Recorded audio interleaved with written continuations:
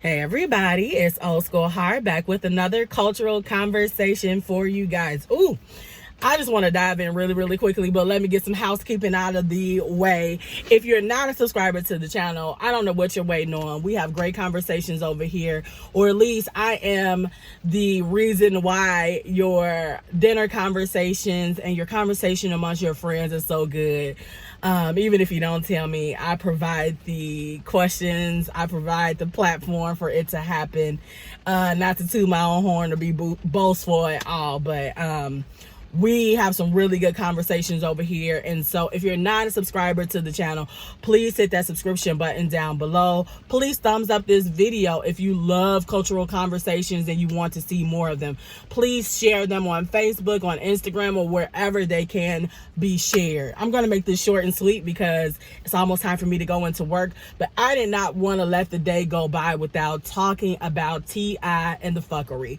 Yes, T.I. and the fuckery. I've already done a video on this nigga. Like, I've literally already done a video on T.I. and here we are a month later doing another fucking video because he does not know how to keep his mouth closed, and he does not understand that if he does not know what he's talking about, that it shouldn't be shared. Some shit don't have to be shared. So let me get into it. T.I. did a interview on a podcast. I believe this was a woman podcast.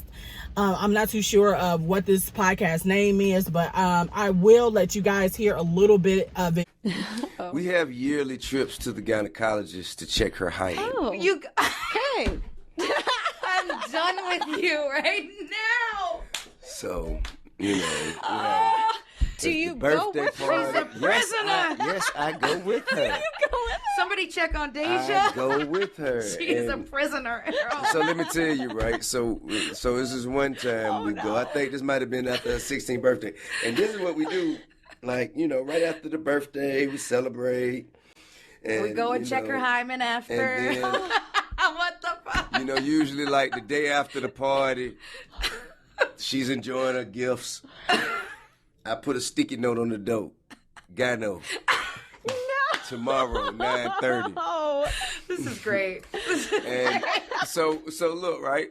So we'll go. You know what I mean? We'll go and we'll sit down. We'll sit down, and then the doctor will come and talk. And you know, the doctor's maintaining a high level of professionalism. Mm-hmm. He's like, well, you know, sir, I have to, you know, in order for me to share information. I say, Deja, they want you to sign this. They want you to sign this right now. I need to know if your hymen's still there, so we can share information. Is there anything that you would not want me to know? Oh, okay. See, Doc, ain't no problem. You are the worst. And so then, right? Then they come and say, okay, well, I just want you to know that there are other ways besides sex that the hymen can be broken. Right. Like bike riding, really, athletics, horseback riding. That's aggressive. That is aggressive riding. You know, just right. other forms of athletic physical activity. Is she an athlete? No. Oh, right. There you go. You're like, sorry, doctor, that's not a possibility. I say, look, Doc. She's not. She don't ride no horses. She don't ride no bike. She don't play no sports, man. Just check the hymen, please. And give me back my results. Okay, guys, so you heard T.I. out of his own mouth say that he visits the gynecologist with his daughter. You heard with your own mouth to check to make sure that her hymen is still in check. She signs the papers. He's allowed in the room. They discuss her sexual history as well as her vaginal history together in the room. He did this to her when she turned 18, knocked on the door like he said, and they went to a gynecology appointment just to make sure everything was still intact. Now, I will say this. I love that T.I. has a relationship with his daughter. I love that he has a close relationship with his daughter. I'm not going to knock any man who is consistently in their daughters' lives because daughters are needed. Daughters are amazing. And daddy-daughter relationships should be of high priority. Daddy-daughter relationships should be of high priority. I'm sorry, I'm trying to watch this lady park her car right next to me, and I'm making sure she do it right, because she hit this shit, it's gonna be one. I applaud that.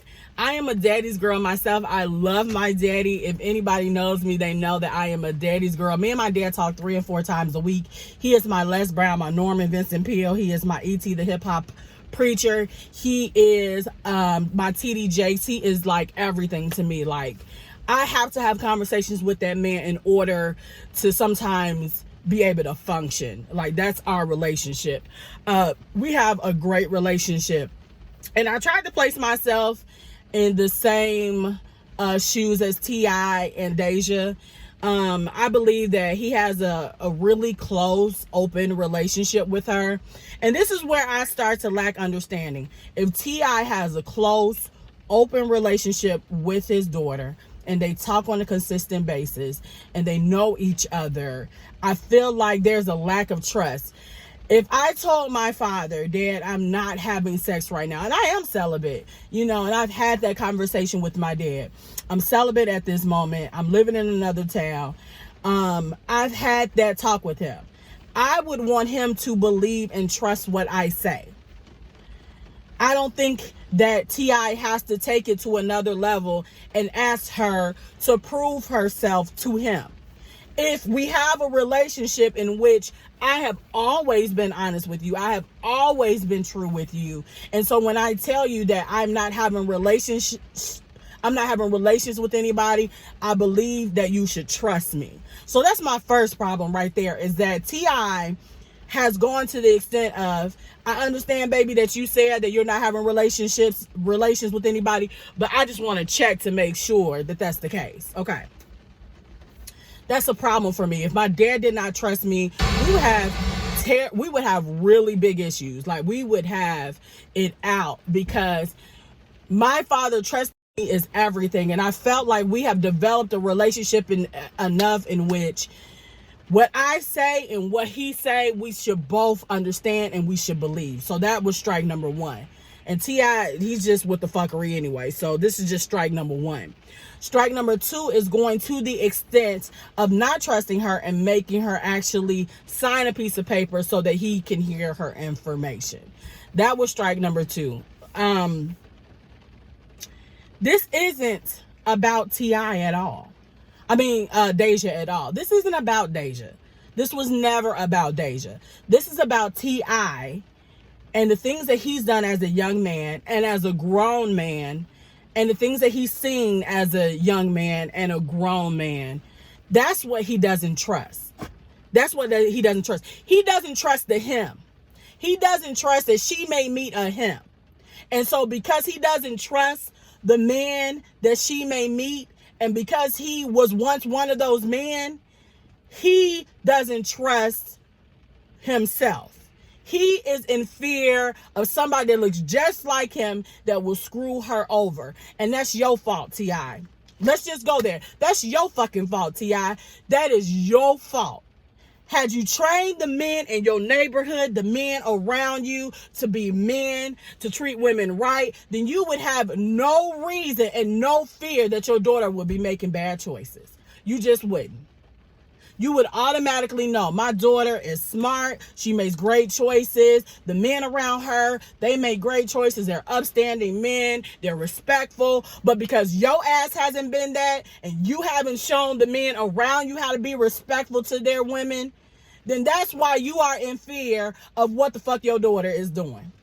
And that's your fault. And that's a fear that you got to get over. That's not something, they ain't got shit to do with her. She's innocent in this. I believe that she is trying to do right. I believe that when she signed those papers, she just wanted to please her dad and wanted to prove to her dad that she is sticking by her word and being pure, even though she does not have to. That's not something that she has to do.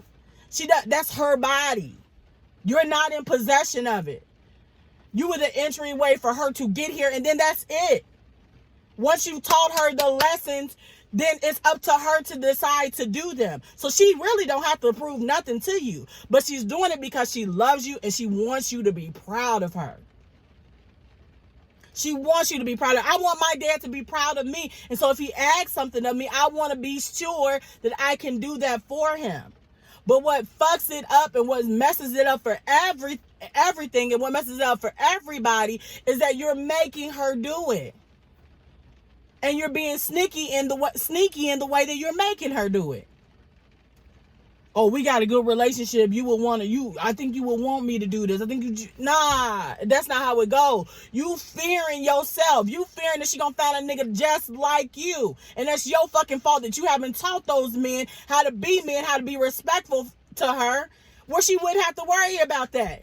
And because of fuckery that went on with you and Tiny and having threesomes and all this other shit, I bet you are scared. But you put that on yourself. You don't put that on your goddamn daughter. That's what you don't do. And that's the problem. And I know you about to come out and say something real stupid. You're going to use real big words and try to swindle this whole thing. And a whole bunch of dumb fucking black men is going to agree with your ass because they scared too. It's y'all fucking fault. When y'all was in the barbershops, y'all should have told the men, no, this is how we treat our women. No, this is what we do. No. What you do instead is you high five the nigga that said he slept with 2 women. The nigga that said he ran a train on somebody. That's a fucking problem. That's an issue. And you need to correct that. Not us. We know how to protect our bodies. We know how to keep it intact. We ain't never had a problem with that. And if we decide that we don't want to do that, that's our fucking business too. It's not yours, T.I. God, this is like my second video on this mother. Like, T.I., just be quiet. Just be quiet. Keep your family shit to yourself. Be quiet. Keep your political shit to yourself because obviously you don't know that shit either. We already did a 10-minute video on your ass before. Goodness gracious. Men, if you have daughters, create a healthy, private relationship with them where she trusts you and you trust her. Create a great relationship with your daughter. I love my dad. We have an awesome relationship. And if he asked me any question, I would want him to trust me and to know that he raised me in a way in which he taught me how to do right and how to respect my body. And T.I. needs to know the same thing. Trust your daughter enough to know that she's respecting her body and that she will make the right decisions. And if the right decision means that she get down, hey, she get down. It's okay. Women have feelings in their body too. They want stuff to be caressed and touched as well. If she makes that decision, understand and trust her enough that she knows what she's doing. So this is Old School Heart. The cultural conversation is, do you agree with the fuckery that T.I. said on this podcast? Or do you have other questions? Fathers, are you insecure in what you taught these men about relationships? And so now you've placed it on your daughters. So that's the cultural conversation. This is Old School Heart. You guys have a great rest of the day. I got to go into work. Talk to you later. Bye-bye.